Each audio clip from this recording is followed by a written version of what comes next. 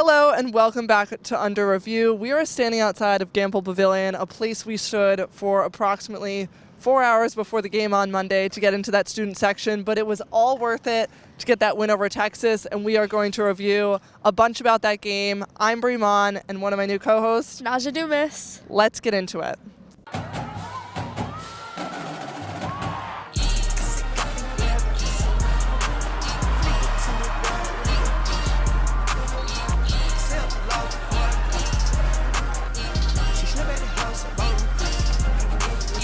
An 83-76 win became a top 5 matchup game, UConn being moved up to be ranked 5, Texas being 3, but the Huskies took them down. There was one star of the game, undoubtedly. What do you have to say about AZ Fudd? AZ Fudd. You could definitely tell, Steph Curry put in his work there. She was great on defense. We saw a lot more personality come out of her, I think, from last year. I think she's grown tremendously in her skills, and like the Texas coach said, she's open even when she's not open.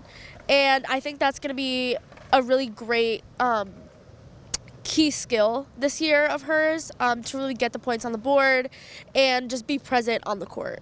She scored 32 points. Swin Cash's number also retired that night.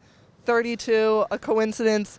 Maybe not, but just so ironic how Steph Curry wore her jersey to a press conference just a few days before, and she proved exactly why he did that. She's an incredible shooter. I love that she's trusting herself more.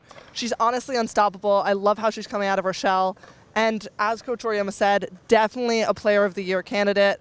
Moving on, I love what we've seen out of Aubrey Griffin. Yes. Coming Coming back off that back injury. I wasn't even here to see her play, nor you either, but I'm so glad she's back. How do you think she's done? Great. I think she was really great in the paint. I think she brought us a lot of rebounds. Definitely helped with a lot of hiccups that we had that would have been points lost that, she just brought back. I think that Aubrey is coming back with a vengeance this year. I think she's going to show people who she really is, and everybody's saying, who's 44? They'll know her name now. Exactly. She scored 14 points. I thought it would take her a little while to adjust back, but I love what she's doing so far. Also, Nika Mule, an absolutely unstoppable force, and I have to say, personally, I would never take Nika Mule out of the starting lineup. She has something that's irreplaceable, an energy, just an unstoppable force. As I've once said, whoever said don't mess with Texas has never met Nika Mule.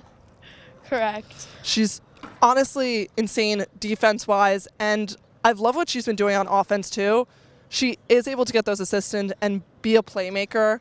And yeah, I know Caroline Ducharme is coming back, so I want to see if she will be able to get back in that starting lineup. I think she only got 2 points on the board, but it was kind of in those last seconds, so there was a little excitement. Reminded me of that DePaul game. But how do you think Caroline's going to contribute? I think she definitely needs some time to warm up, to the team again, warm up to the atmosphere. But I feel like Caroline's going to do what Caroline does, and she's going to do great.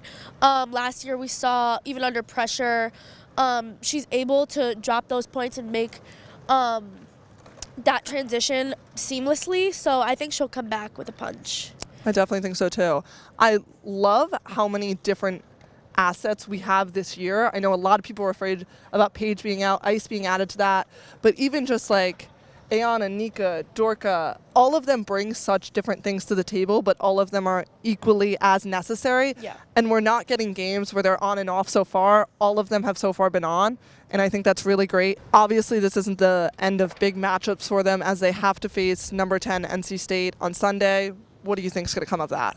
I think we saw last year there was an overtime thriller. It's definitely a game to look forward to, and I will definitely be watching from home. NC State lost a lot of key players last year, so I'm wondering if it will be as competitive as that double overtime, but I know they're definitely coming back with a vengeance after that, especially being in March Madness. So I'm excited for that game, and it'll also determine what ranking we get on Monday. I'm hoping we move up to a number 3 spot. I 100%. could see number 4, but it definitely depends on how well we do against NC State. I think it has to do with that, and also how this South Carolina-Stanford matchup does, because we saw Tennessee drop so low. So I think that we definitely have a chance for number 3. And in the coming weeks, possibly 2, and then, as UConn does, number 1. I would agree. I would love to see us move up to number 1, but I will wait until then. Definitely a lot of non-conference games coming up that will determine that, but I think we're off to a great start. AZ Fudd already having the highest amount of points scored in 2 seasons in the past 20 years for a UConn player. Absolutely insane. And I'm just excited to see what more happens. I'll be at the NC State game reporting myself, so tune in on Sunday. But until then, from the basketball capital of the world, I'm Mahn. And I'm Najha Dumas. Thank you for watching.